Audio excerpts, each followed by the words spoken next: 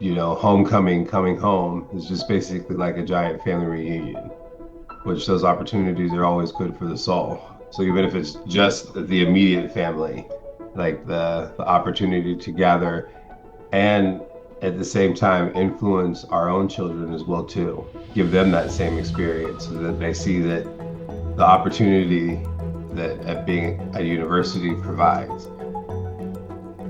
Bold ideas, inspiring stories, dynamic experiences. I'm your host, Dr. John Anderson, president of PennWest. Welcome to the Power of PennWest podcast. Well, welcome back to the Power of PennWest podcast. Today we are bringing our alumni back to the place that shaped them and the chance they had to help shape the institution. This October, we celebrate homecomings across the California Clarion and Edinboro campuses by sharing the stories of students, faculty, and alumni whose lives were transformed by their time here at PennWest. In today's episode, we bring back three proud alumni who are regular returners to campus for homecoming. We look forward to hearing their stories, where they've been, what they've done, and what this place means to them. So we will begin by introducing Ewing Moussa. Ewing, thank you for joining us today. Yeah, thanks for having me.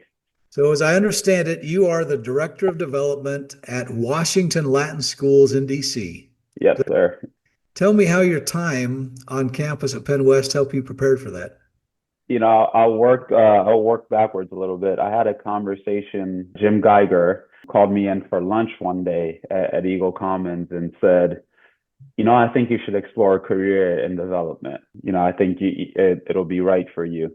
And that's really how, development came on my radar just shortly before I graduated. But prior to that, that conversation happened because Jim and his wife, Kristen, would have the basketball team over their house for dinner several times a year throughout the season. So I was able to develop that relationship with him and along with so many other people. And right out of college, I didn't actually leave to go do development work anywhere else. I actually stayed and worked at Clarion because Jim McGee hired me before I graduated. So I accepted a job in campus rec at Clarion, and that's where my career started. And I moved into a couple of different roles at Clarion. Meanwhile, still being on track for development work as I had Jim as my mentor. So I'm super thankful for that.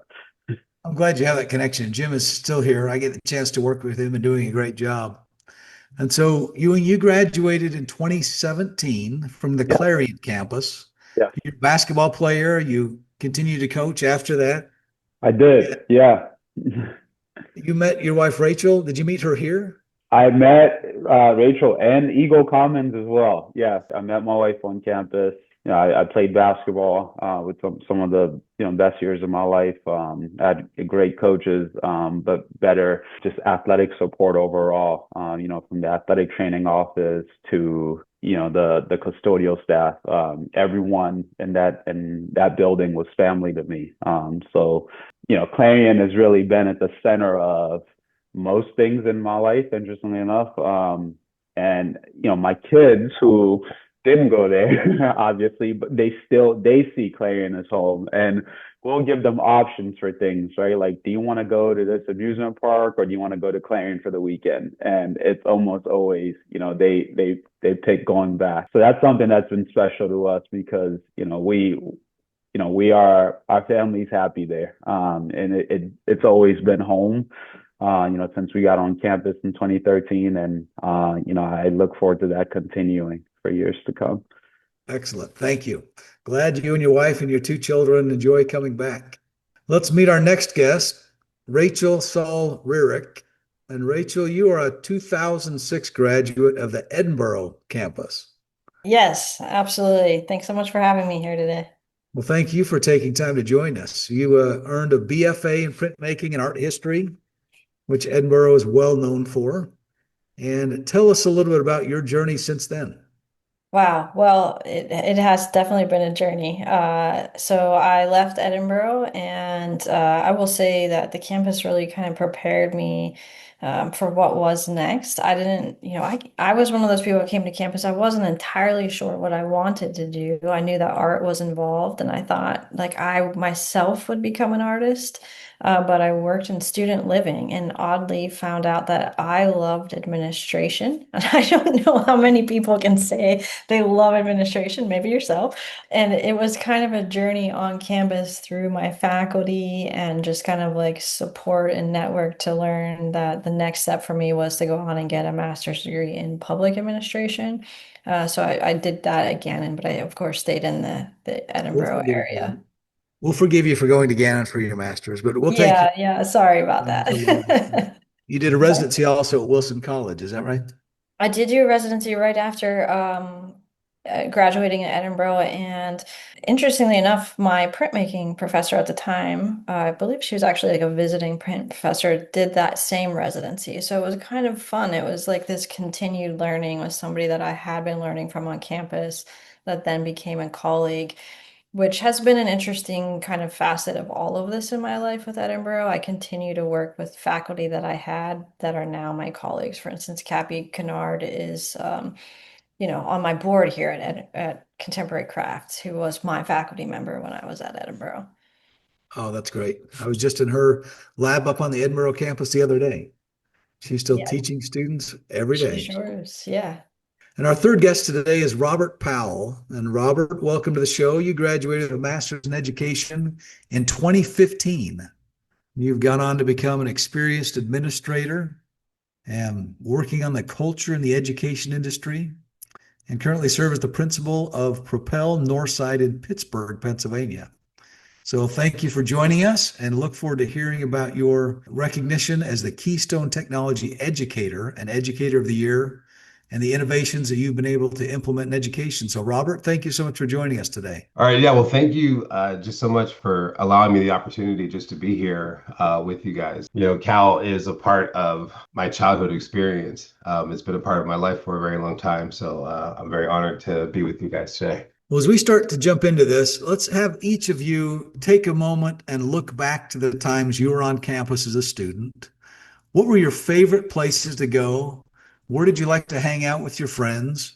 Which buildings were you in? Where did you study? That kind of thing. Ewing, do you want to begin with your response to that?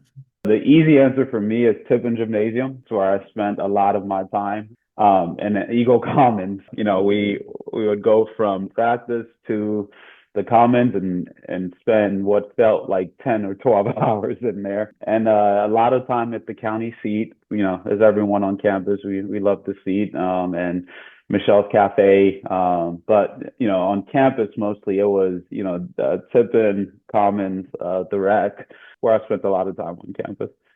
Oh, that's great. What were your favorite places downtown? There are a lot of places to go in Clarion. Definitely county seat and Michelle's. And, I gotta give a shout out to Crooks, Jim Crooks. It's funny, I wear a lot of suits and stuff for work now, and I can go back to having the, go to gym and be fitted and, go get a tie or something like that. So, even when I'm back now, I go back to Clarion now, I always have to make a stop at Crooks. Well, I'm sure Jim will be glad for your shout out to him. You've got a great organization there. It's really fun to go in. Yeah. Richard, what about your experience in Edinburgh? Where were the places you like to stay as a student, and where did you make friends? Like most art students would probably say, I spent the majority of my time in Loveland Hall back in the day between the print studio, and actually I spent a lot of time in the ceramic studio thanks to Chuck Johnson really making that space kind of welcoming and accessible to everybody. And then outside of class, I think I really like being outside, so I enjoyed kind of the campus green out there outside of Doucette Hall, and we'd all kind of gather and eat lunch together and spend even our evenings there. And then, if you wandered just a bit off campus, Edinboro Lake was definitely where I enjoyed getting out recreationally, kind of like kayaking, spending some time.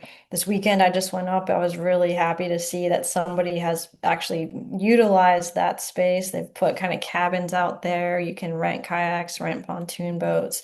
So for the future generation of students, I'm really excited that there's a little bit more opportunity to engage in the outdoors there. That's really neat.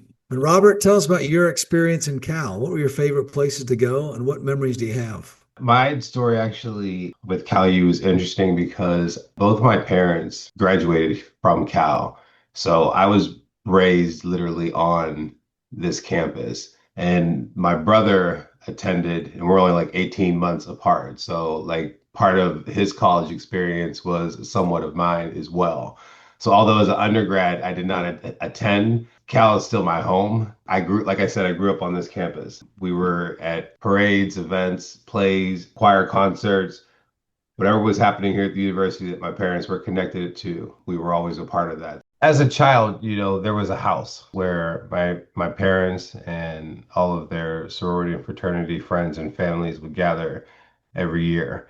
And it was like a big family reunion because you have this house and a big yard. And I remember like a tree with like a tire swing or something like that. I don't know. It was just a place where like the parents were hanging out, the kids were playing in the grass, like it was this big family reunion, and homecoming was like always a big deal for us because that's when my parents would get back together with their friends. So, and going through college now, I get that. I do the same thing with my children. Like I said, as a result, my memories, especially through my childhood, are those situations, like those social interactions that we had. Just taking pictures of seeing my dad, in his college light, stuff like that was pretty cool. Rachel, let's continue with you for just a minute. I'm always curious to know where students like to study. It seems like students gravitate to a place that, whether it's the library or a specific building, where was the place that you studied most while you were a student on campus? Well, I guess this goes a little bit back to my earlier comment that I worked in student living. So, oddly enough, I studied the most in towers, which I understand is now offline.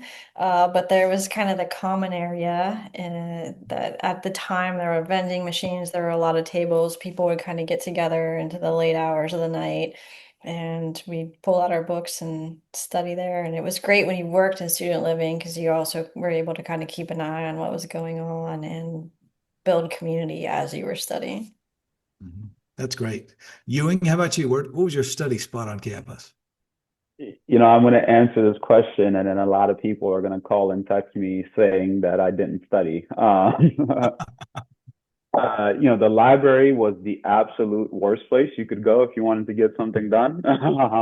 It always felt like there was more of a social spot than anything. But for a lot of us, the press box in Tippin was, an old Tippin was where a lot of people would sit and do work. And it's nice now to see that it's actually been transformed into a student support area. That one of the boxes up there, it shows administration noticed that that area is a place where a lot of people found some peace. So the fact that it's now a space where there's couches and things like that for students to sit and do work is nice. So. That's great. And Robert, did you have a place on campus that was kind of your place to go to? Or maybe you were an online student that you just had a space, maybe your space was at your house. I guess my experience is different. Because I go back to because I grew up here, the online courses were just an extension of my relationship with Cal U. I still came back to the campus for homecoming, so I never felt disconnected. The online learning platform just made it more accessible. With me being a principal, and actually at the time working in an administrative role, you know, being being a full-time student on campus just wasn't feasible for me. I had a family to take care of and those things. So being able to interact and participate online is, that it was great because it made it easy to stay connected. So let's talk about coming back to campus. Ewing, let's start with you on the Clarion campus. You've been out about a decade now, almost, pushing that Almost. years or Yeah. so. Yeah. Tell us what has changed on campus since you were here. The biggest thing is where my dorm was is now a parking lot. So I was in the old dorms, Wilkinson and Nair Hall. And it's interesting going back now and seeing that those aren't there. I was fortunate to be there for the transition into, the new buildings that are there now. Yeah, that's one of the biggest changes I've noticed, along with, the very obvious $40 million change in the middle of campus that exists in Tiffin Gymnasium, which has been amazing to see. And I know it's been huge for recruiting for all of our programs. The biggest thing that I love seeing around campus is really all of the places that there are now for folks to be on campus and study and hang. And there are chairs everywhere. There's lounge areas.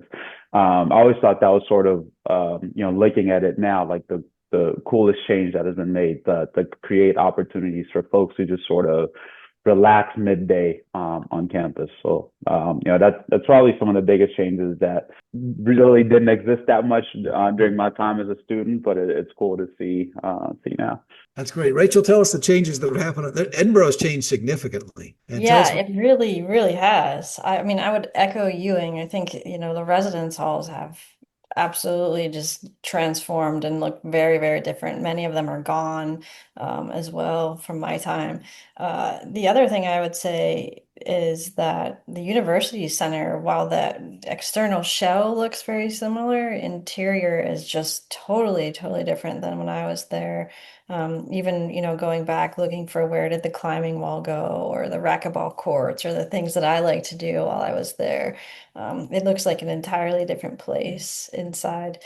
I think it's also astonishing as much that has changed, how much has stayed the same. It's really refreshing that like the lake has been maintained, or some of those, again to Ewing's point, like some of those dwelling spaces for students still exist in some of the places I remember. So it's nice. There's a lot of familiarity still mixed in with that change.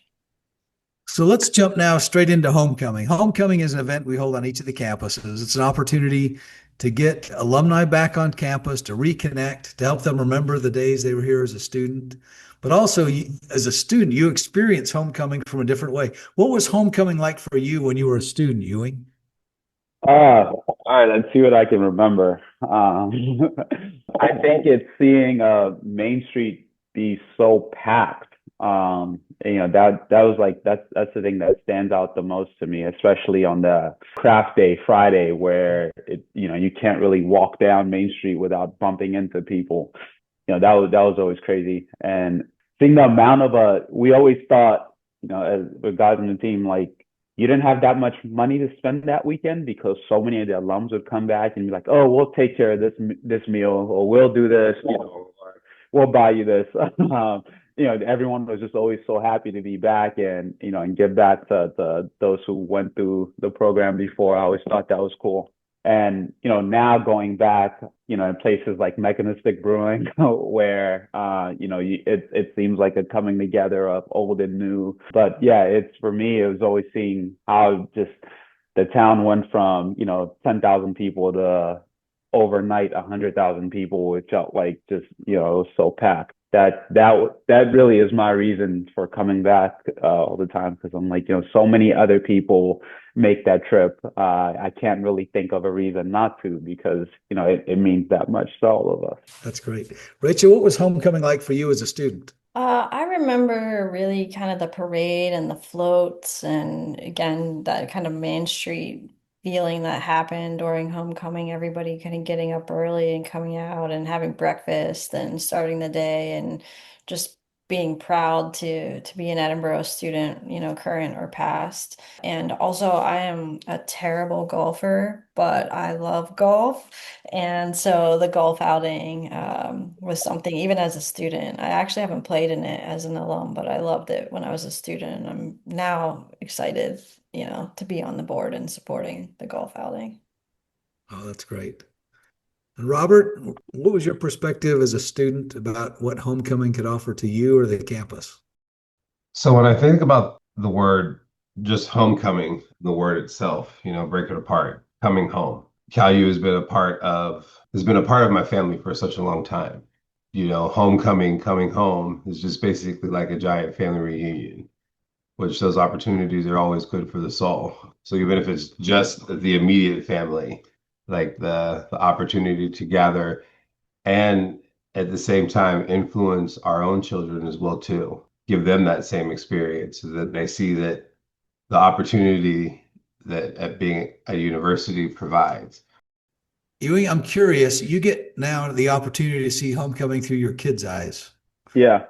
You bring two children back, and I don't know about you, but when I first got here, people used to talk about this autumn leaf festival, and I was like, really? Is it really that? And then it happens, and I could not believe how many Yep. people everywhere.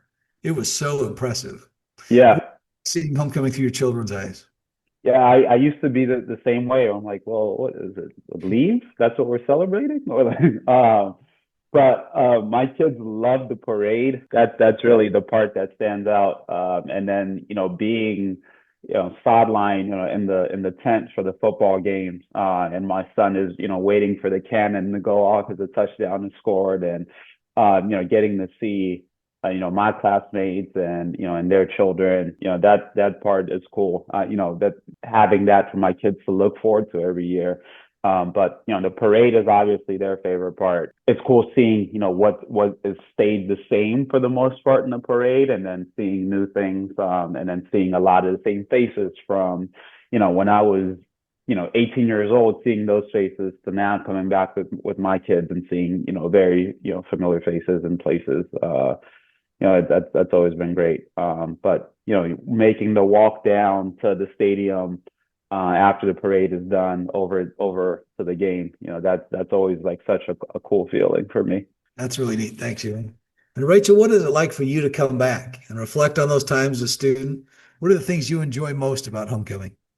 At the risk of sounding a bit sappy or cliche, it actually does feel like coming home. I think that Edinboro was, as colleges for so many people, it was an opportunity to really truly like be in a supportive environment and find myself and become like fully, truly, wholly me.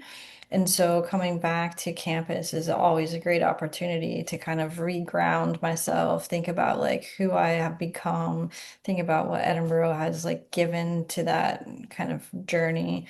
And I always see both faculty and friends that it is really like a reunion that happens again and again. Oh, that's great. And Robert, how about you? What are your favorite things to do when you come back? What does homecoming mean to you as an alum? The great things about homecoming is that it's magically planned on a beautiful day. So it's an opportunity to take a walk on the campus, see how it's matured and grown, see what's new, what's to come, just to get inspired yourself because you can't always stay stuck in traditional ways. So that opportunity just getting to experience and explore, take a walk, remember, hang out with family. The parades, of course, are always the main attraction of the day. You can decide am I leaving or am I staying once the parade is over? I mean, when I was in college, coming back for like the evening events, like the dances and stuff like that, coming out to hang out on campus, I do remember that as a student. That was like 25 years ago. Well, it's been so fun to talk to alums who are coming back to homecoming, see the university through your eyes. Before we wrap up, let me just finish with this question. Now that you've been out away from the university for a little while, what is the best advice you would give to a current student? Rachel, let's start with you. Best advice you would give to a current student, some freshman from rural PA who's just starting their journey here at PennWest. What would you say? I would say take advantage of every opportunity and allow yourself to both make mistakes and try things that you might not have ever considered for yourself. And you might be surprised at who you become. So stay flexible. Great advice. Ewing, how about you? I had some culture shock going from DC to rural Pennsylvania, and I always say I was ready to leave after my first 2 weeks. I did not want to go back, and I was like, I'm miserable, and this isn't the place for me. And now it's home. And I think the biggest reason for that, and one of the hardest things that we can do, is accept help. Um, and I always say, that's really what the switch that flipped for me, was when I decided to listen and take the help that was being offered all around me. When I decided to, accept it, I realized that there were so many different people who were reaching out, on campus. And that's my advice is, there are so many people that have been through it, that have gone through exactly what you're going through, that have that want to do nothing more than help you grow. And it actually makes them happy to help you grow and see you thrive. And, all you have to do is accept that help, and they'll help you through it. They'll walk you through things. And then, and then when it's your turn, you get to be that for somebody else. So my advice is take the help that's there and then pay it forward. Excellent, Ewing. Thank you. And Robert, let's finish with you. What is your best advice to students who are on campus today? At my age, as you get older in life, there becomes a more longingness for those youthful moments and opportunities. So I would just tell an incoming student or even a new student on campus, just really enjoy these years, because as you get older, they become a smaller fraction of your life. However, the relationships and the energy and the pouring into that you get from staying connected, like that's going to give you life as you get older. I'm still connected with all of my friends, and that keeps me young. It keeps me young, which is at my age, I appreciate that. But these are the 4 best years of your life. You're going to learn a lot. You're going to learn how to live. You're going to learn how to make mistakes. Just learn. Just enjoy the learning process. Thank you. As an educator, you've got sound reasoning and sound advice to give future students who are working through this journey. Well, Ewing, Rachel, and Robert, it's been so fun to have this conversation. Thank you for joining us today. Thank you so much for having us. Yeah, thank you. Oh, thank you so much for having me. It's been great. Look forward to seeing you at homecoming this fall, if you can make it, and if not this year, in future years. Our best to all of you. Thank you.